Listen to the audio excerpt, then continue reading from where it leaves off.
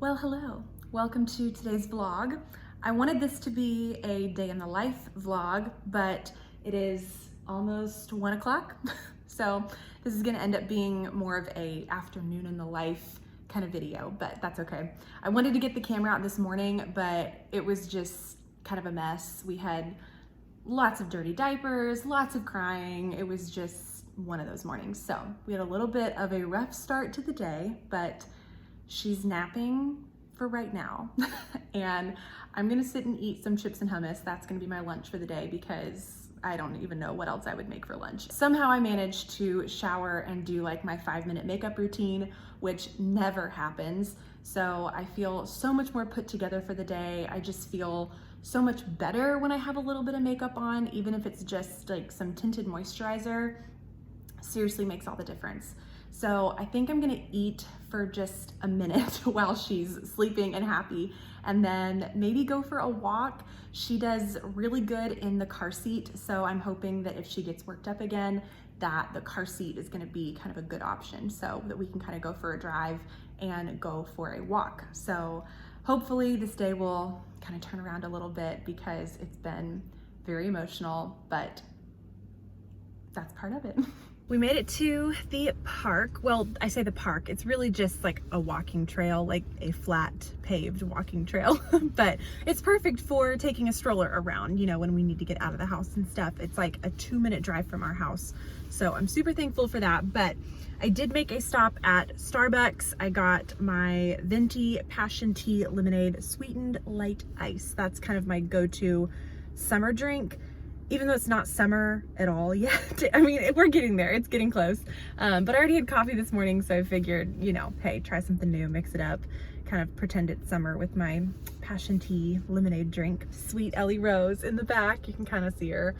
She's passed out, not really sure where her bow went. But it's been so nice to finally be able to get out of the house. I just had my 6-week postpartum appointment and I was cleared to drive, lift the car seat, work out, all the things, and I'm finally taking advantage of it. I'm so excited. It's the little things, like just going to the little walking trail down the street, going to get Starbucks, just stuff that I could not do before. It just feels so good. I just feel like a normal human being again. I'm just so excited to be here at this little walking trail. I know it sounds so silly, but I seriously am so excited. It just feels so good to get out of the house.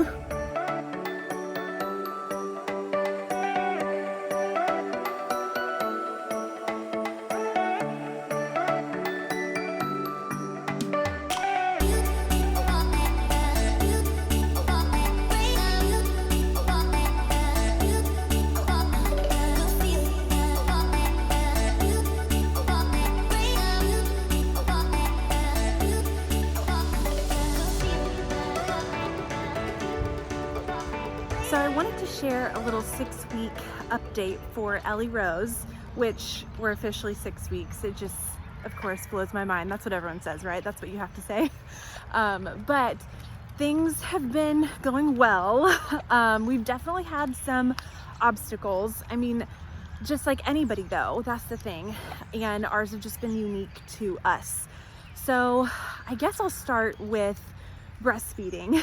I seemingly thought it was going well because I wasn't having any pain. Everything was going great. She was gaining a lot of weight. She's 11.5 pounds now, so she's gaining a good amount of weight. And so I didn't have any reason to think that breastfeeding was going poorly.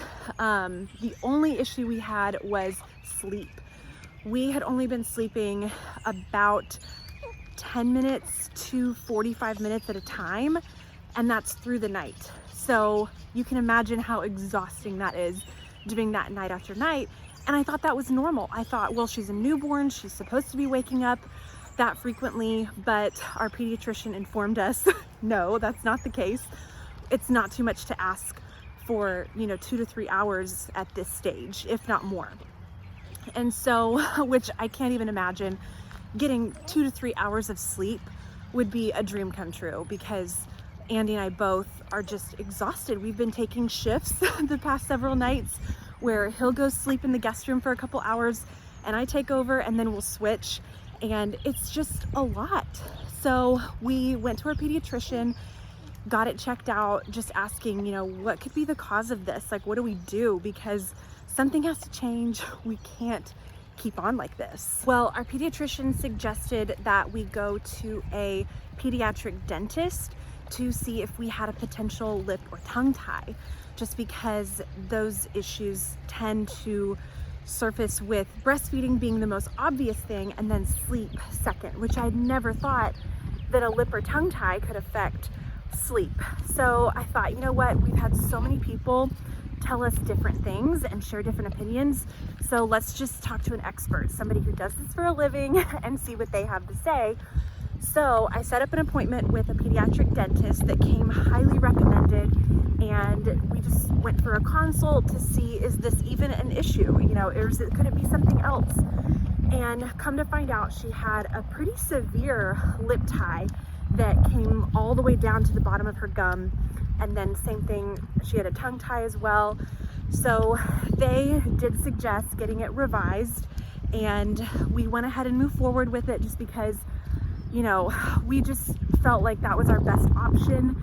I had done a good amount of research behind it, so I felt really confident that, this could really help some of the issues we've been having. And one thing I didn't mention with breastfeeding was it was just messy. Like, I'm having to lay down a towel to breastfeed her because she's not swallowing the milk, therefore I'm overproducing, and it's just a whole thing. Again, I thought that was normal. Come to find out, that's not normal. And it turns out Ellie Rose just didn't have a good suction, which is why it wasn't painful, but she just didn't have a good latch. Like I mentioned, we chose to move forward with it's called a frenectomy. That's the medical term for it. And it was super quick. They walked me through the whole process, and basically after they had done the consultation, did a lot of pictures and images to kind of show me exactly what was going to be happening for her specifically.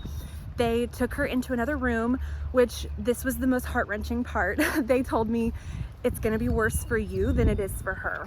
And basically I'm left in the room right next door. So the hardest part is hearing her cry.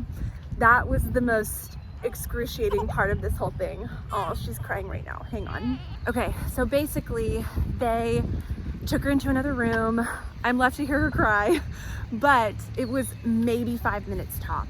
They did a numbing gel on her mouth so she could not feel anything, and then they used lasers to remove the lip and tongue tie, and it was so fast. I did call Andy in the middle of it though, because he wasn't able to be there. I was by myself. It was so hard. But I did call him just to be like, please talk to me about something else. I've got to get my mind off of what's going on in the next room. So we talked for a minute, and then before I knew it, they were coming in to get me.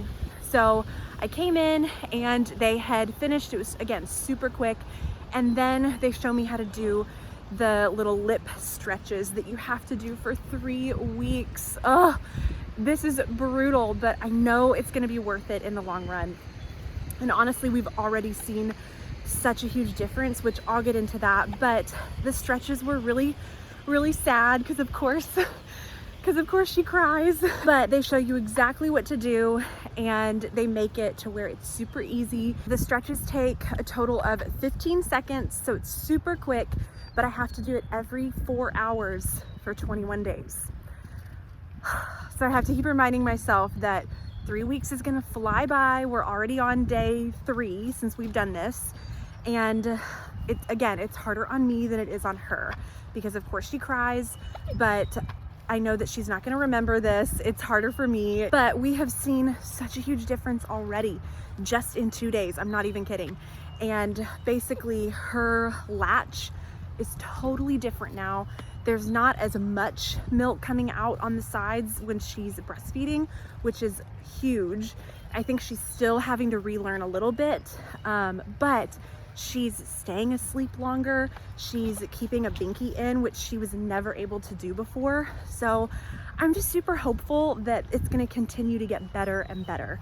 If we're already seeing results like this in just a couple of days after this procedure, I can only imagine what it's gonna be like, in a week, 2 weeks, 3 weeks. So I'm really, really hopeful. I feel really good about it.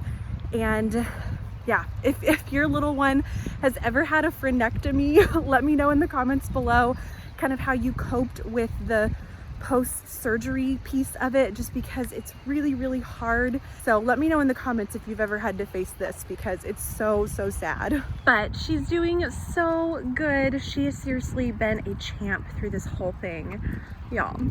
She's the cutest. Oh my gosh, she's been amazing through this whole process. All right, well, I'm gonna finish up this loop. It's like a mile loop that goes around this open field kind of thing. I might do another loop, I'm not sure. This is the most physical activity I've done in, well, almost a year, basically, since being pregnant. But let me know in the comments below if you enjoy this style of video, kind of a vlog, chat with me, spend the day with me kind of video. I know this one was quick, but thank you guys so much for watching, and make sure to subscribe if you're not already. Give this video a thumbs up, and I will see you in my next one. Bye.